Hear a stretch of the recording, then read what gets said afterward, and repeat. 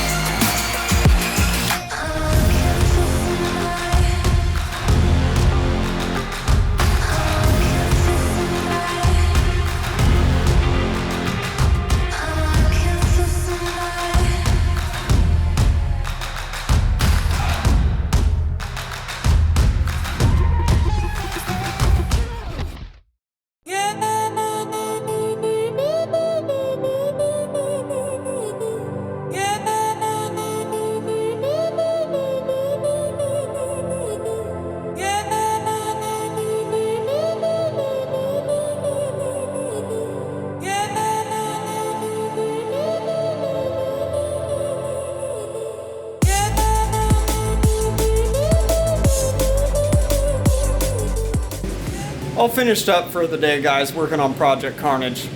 Derek and I got a lot done. Check it out. You know, we got the frame bridge installed, welded on, some perfect laser beam precision dimes, Cougar House standards, killer. We got the whole front frame bridge welded together. That takes a little bit of time. And then we got the frame bridge put back on the 4Runner, and then we welded it on. So now we're all set for the morning. We can go ahead and grab the undo the airbags, undo the panhard bar, and then we can just grab the axle and pull it out from under the truck and have it out here. So we can sit in a stool, and Derek's welding it. He can sit in a stool or something if he wants, and get that all welded up. And then we'll shove the axle back underneath the 4Runner here, and then we'll reattach the radius arms and the panhard bar. We'll bolt the bags back down, and then we're done with the front of it until we get a pitman arm that has a hole in the end of it instead of a ball joint, and then we can attach that to our steering rod. It's over there on the welding table. And then I have the tie rod cut that connects the two knuckles. I've got that cut and ready to go ahead and bend that, and then we can get the slugs welded in the ends of it, and then we'll get the pitman arm from Sky's Off-Road put on there, Sky Manufacturing.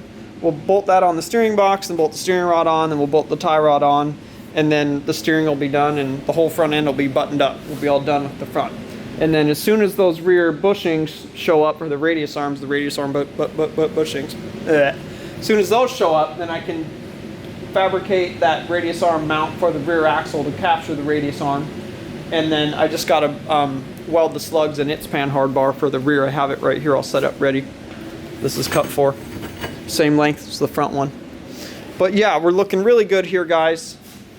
Derek will be back in the morning tomorrow, and we're gonna go ahead and pull the axle out from underneath the front, fully weld that up, and then reinstall that, and then he'll move on to the rear and pull the rear frame bridge off, weld that fully together, weld that back on, put that back on the frame, weld that on, and then I'm gonna wait to weld the rear axle truss on until I get my radius arm mount all fabbed up and mounted up on there, and then I'll weld I'll have Derek weld all that together once that's mounted. I just want to be able to tack it on, fit everything first, and then I'll have him fully weld that up. I'd hate to have to rotate that rear axle truss a little bit or something if he needs to. So we'll do that then, and then we'll be all done with the suspension side, guys. So that's really, really exciting.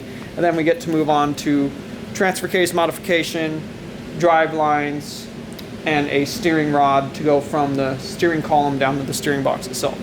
So yeah, looking pretty good, guys. We'll see you guys in the morning, and we'll continue welding all this stuff out.